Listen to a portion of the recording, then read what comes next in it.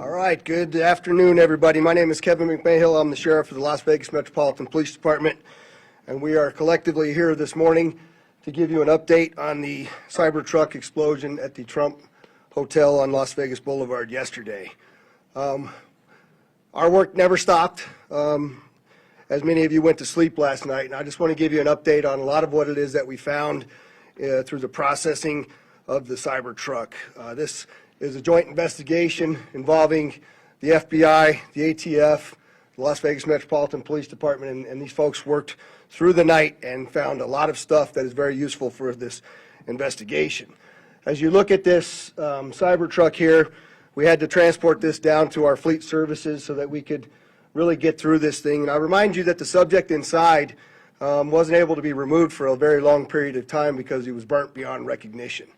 And so as we continue to move through this, I'm going to talk a little bit about his identity and what we believe, but I would like to highlight a couple of things that the teams found inside of the Cybertruck that are useful to the investigation. And that, first and foremost, is a military identification. We also found a passport. We found a Desert Eagle 50 caliber semi-automatic pistol. And if you'll notice on a lot of these guns that we're going to talk about here, they're almost just burnt beyond recognition as well. There's a SLR model B30 semi-automatic firearm, number of fireworks that were still in the vehicle that had to be removed. Notably, we found an iPhone and a smartwatch, and then several credit cards were also in the name of our subject. Our subject is 37-year-old Matthew Livelsberger. He's of Colorado Springs, Colorado, born July 22nd of 1987.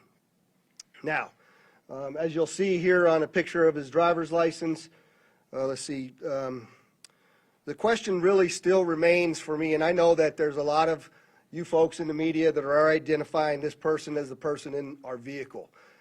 As I mentioned to you already, his body is burnt beyond recognition, and I do still not have confirmation 100% that that is the individual that was inside of our vehicle.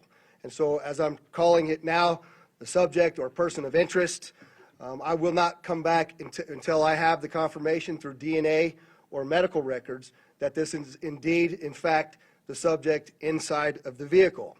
Now, further complicating this identification of this individual, we also discovered through the coroner's office that the individual had sustained a gunshot wound to the head prior to the detonation of the vehicle.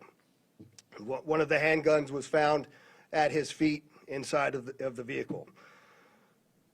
Obviously, in how we're trying to identify him, and I'm feeling comfortable to give you this information, is a tremendous amount of substantial evidence, to include he rented the Turo vehicle. There are 2 tattoos, one of which was on the stomach and one of which is on the arm, that we can see bits and pieces of it as in comparison to what it is that we now know he had on his body. That has given us a lot of confidence that this is, in fact, the same person. As well as the clearly obvious, which is the credit cards, the military identification, the passport.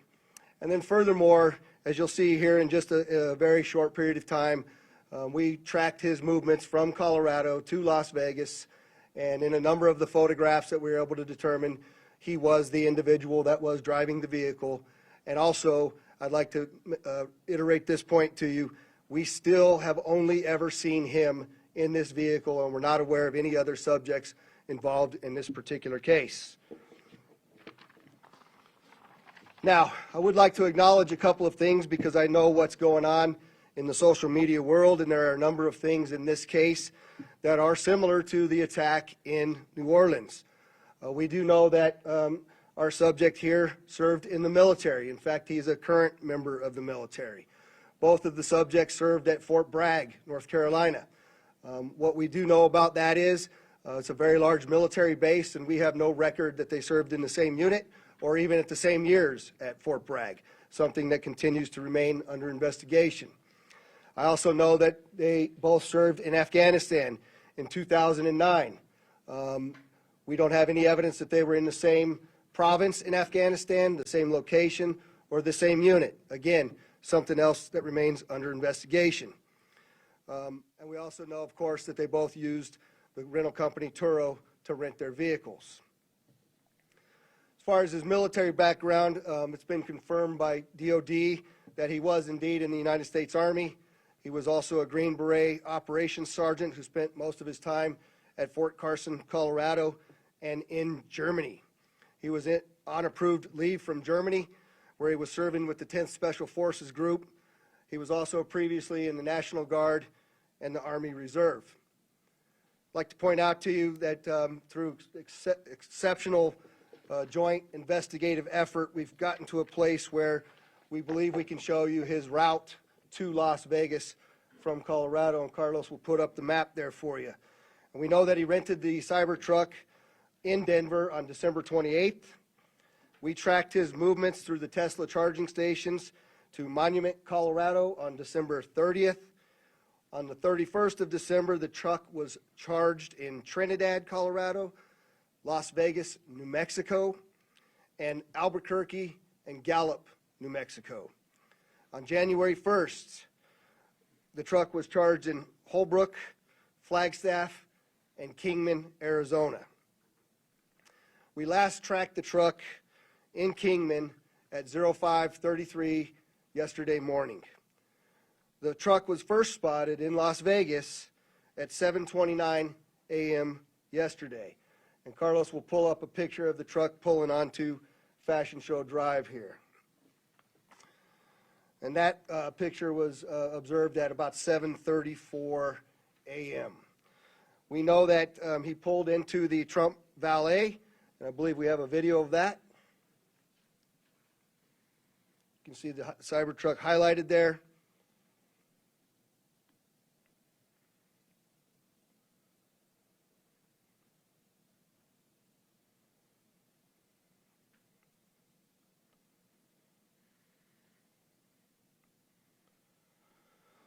So through extensive surveillance video, we were able to track him leaving there, and we know that he went to several different places along Las Vegas Boulevard, and he spent some time in a parking lot of a business near Flamingo and Las Vegas Boulevard. We then have a video of the truck pulling back onto Las Vegas Boulevard from the sands.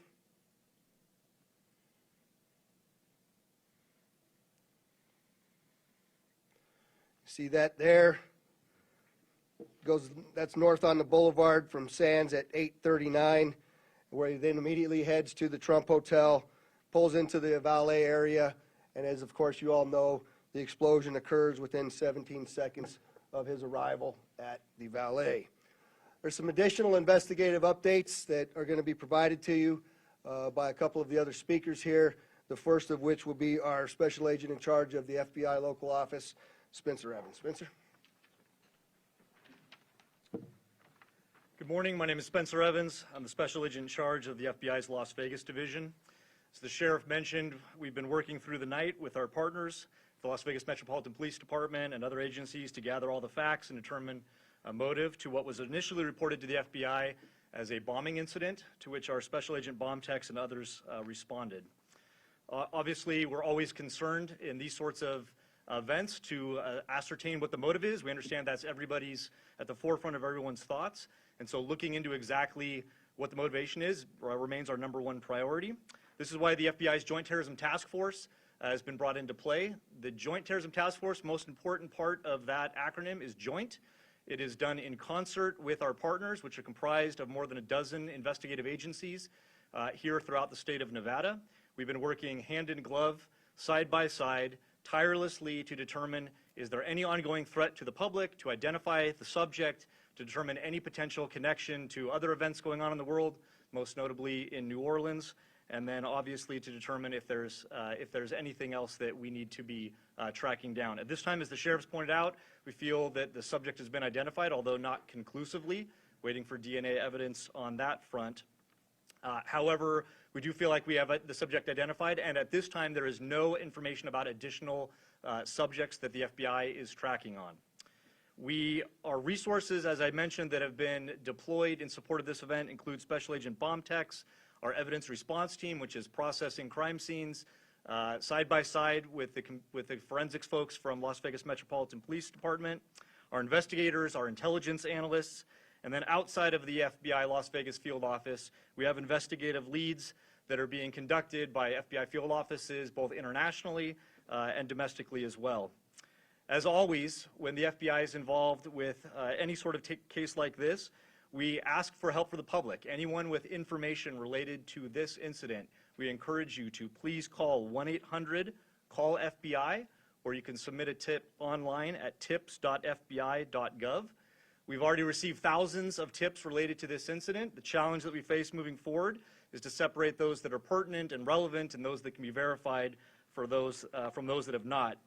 For example, one of the tips that we received just today relates to information alluding to this subject's personal experiences related to his time and activity in the military. Again, that's unverified and uncorroborated, but one of many tips and leads that we will be following up in the days that come. If you have any additional information, again, encourage everyone, 1-800-CALL-FBI or submit it online, tips.fbi.gov.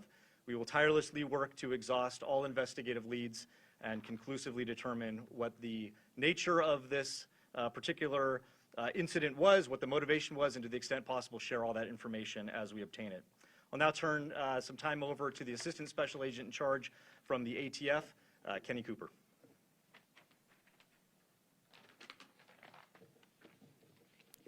Good morning, everybody. My name is Kenny Cooper. I'm the Assistant Special Agent in charge of ATF San Francisco Field Division. ATF is bringing our expertise in post-blast investigations and our crime gun intelligence to specifically assist in this investigation. I will tell you that our Special Agent bomb techs are working with FBI and with Las Vegas Metro and sifting through that post-blast debris to find components and investigative leads that will derive from that evidence process. We're too early into that investigation process to give any determination as far as how this device was initiated. I will say that we do know that the components primarily consist of fireworks, mortars, aerial shells, and are all consumer fireworks. Nothing commercial grade has been discovered at this point, and we've identified some fuel enhancers like the Coleman fuel and VP racing fuel and some explosive targets that can be purchased at any sporting goods store. We've also, as the sheriff mentioned, we've identified 2 semi-automatic handguns recovered from the Tesla. We have successfully traced those firearms, and I can tell you that Matthew Livelsberger lawfully purchased both of these firearms on December 30th, 2024. We have agents following up those investigative leads. We know exactly where those firearms were purchased, and we will share any developments from those leads as they come in. Thank you.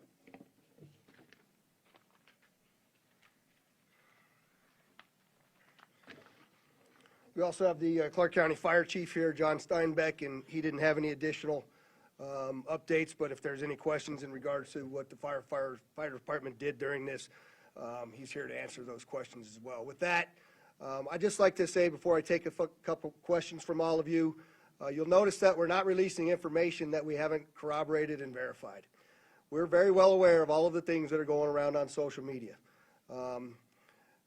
But that's just the way we're going to conduct this investigation. We're not putting it out until we can tell you for a fact what information it is that we're putting out. And so we're going to continue to do that, but I'm also confident to tell the Las Vegas community and this great nation that we don't believe there's any further threat from this subject or anybody associated to him here in Las Vegas.